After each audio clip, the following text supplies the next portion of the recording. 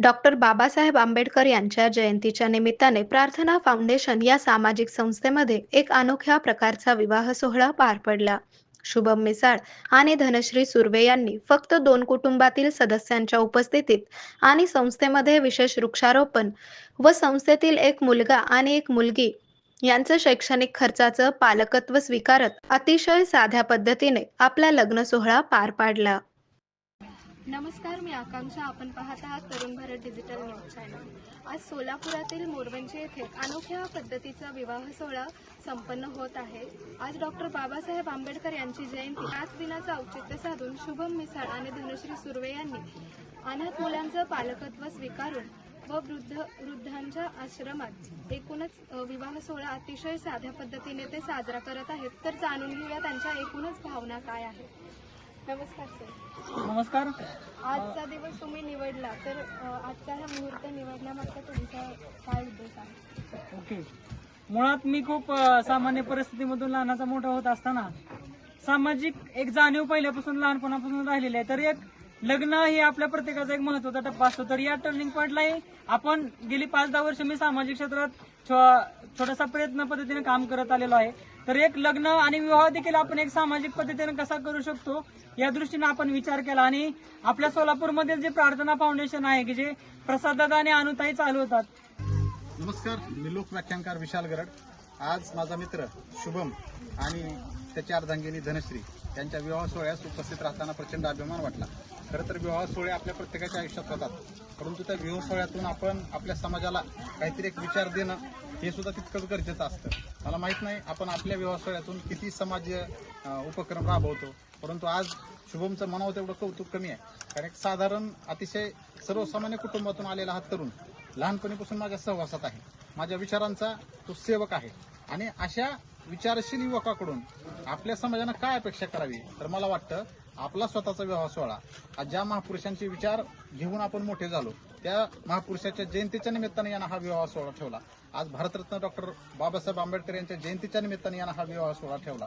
खऱ्या अर्थानं ज्या माणसानं सांगितलं की आपण कोणत्याही कठीण परिस्थितीत असलो तरी शिक्षण हे आपल्या आयुष्यामध्ये आणि आपल्या समाजाच्या आमूलाग्र बदलासाठी एक कारणीभूत ठरतं, मला वाटतं हा एक मोठा विचार शिक्षणाचा त्यांना आज या माध्यमातून दिला. तसंच आजच्या या कार्यक्रमाच्या निमित्तानं जरी त्याचा विवाह सोहळा असला तरी समाजाला आपण काहीतरी विचारांचं देणं लागतो ह्या उद्देश डोळ्यासमोर ठेवून मला वाटतं वृक्षारोपण त्यांनी केलं. तसेच जिथं आजचा हा कार्यक्रम सोहळा संपन्न होत आहे ते आमचे मित्र युवा समाजसेवक आदरणीय प्रसादजी मोहिते, आमच्या भगिनी अनुश्री मोहिते यांनी या डोंगराच्या माळ रानावर इतकं चांगलं संकुल उभा केलंय. मला असं वाटतं की एखाद्या खूप मोठ्या ठिकाणी विवाह सोहळा संपन्न झाला असता तरी त्याचा गावगाव झाला नसता. समाजाला विचारांची दिशा देणाऱ्या आजच्या या समाजशील विवाह सोहळ्यास उपस्थित राहून आनंद वाटला. शुभम आणि धनश्री यांनी घेतलेल्या या स्तुत्य निर्णयाचे मी कौतुक करते आणि त्यांच्या पुढील वैवाहिक वाटचालीस शुभेच्छा देते. डॉक्टर बाबासाहेब आंबेडकर यांच्या जयंतीचं औचित्य साधून भारतीय संविधानामध्ये सगळ्यांना अधिकार दिलाय की लग्न कसं करावं, काय करावं, परंतु अगदी एकदम साध्या आणि एकदम चांगल्या पद्धतीनं लग्न करण्याचा जे निर्णय शुभम भाऊराव आणि धनश्रीताईंनी घेतलेला आहे तो खरंच कौतुकास्पद आणि आमच्यासारख्या युवा पिढीला प्रेरणा देणारा आहे.